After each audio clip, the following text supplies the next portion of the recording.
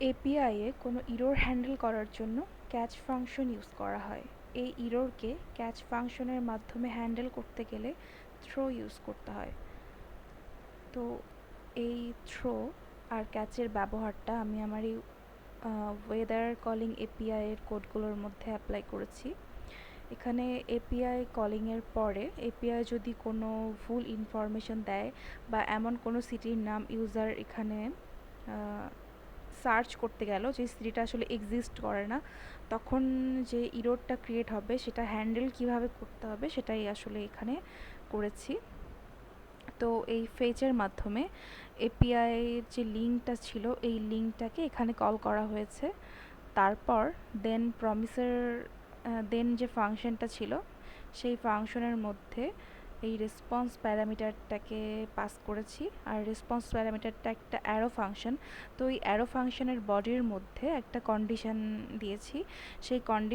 সেই কন্ডিশনটা হচ্ছে যদি এখানে রেসপন্সের প্যারামিটারের মাধ্যমে এপিআই যে ডাটাটা দিচ্ছে আমাদেরকে সেই ডাটাটা যদি ওকে না থাকে তাহলে একটা ইরর ক্রিয়েট হবে।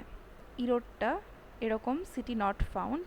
তো এই ইরর ক্রিয়েট করার জন্য থ্রো, নিউ, ইরর এই তিনটা কিওয়ার্ডের মাধ্যমে এই ইররটাকে ক্রিয়েট করা হয়েছে। এখানে ইররটা ফ্ল্যাগ হিসাবে কাজ করছে। এই ইফ কন্ডিশনটা যদি সত্যি হয়, অর্থাৎ এপিআই লিঙ্ক থেকে প্রাপ্ত ডাটা যদি ভুল ইনফরমেশন দেয়, সেক্ষেত্রে ইফ বডির ভেতরে ইফের এই কন্ডিশনটা সত্যি হওয়ার পরে ইফের বডির ভেতরে ঢুকে এই ইররটা ক্রিয়েট করবে। এবং তারপর ক্যাচের ভেতরে থাকা এই যে প্যারামিটার, এই প্যারামিটারটা এখন অ্যাক্টিভ নেই। তো এখানে যখন এই কন্ডিশনটা সত্যি হবে তখন ইররটা অ্যাক্টিভ হয়ে এই অ্যালার্টটাকে প্রিন্ট করবে, city name is not found, please insert correct city name. আর ইফ কন্ডিশনটা যদি সত্যি না হয়, অর্থাৎ এখান থেকে প্রাপ্ত ডাটা যদি ঠিক হয়, সেক্ষেত্রে এখানে এই ডাটাটা জেসনে কনভার্ট হবে এবং পরবর্তীতে দেন প্রমিস এই ফাংশনটার মধ্যে গিয়ে যেই ডাটাটা পাওয়া যাবে জেসনে কনভার্ট হওয়ার পর সেটাকে এই এপিআই ডাটা নামক ফাংশনের মাধ্যমে পাস করে এই ফাংশনের মধ্যে আর কি পাস করে ফেলবে।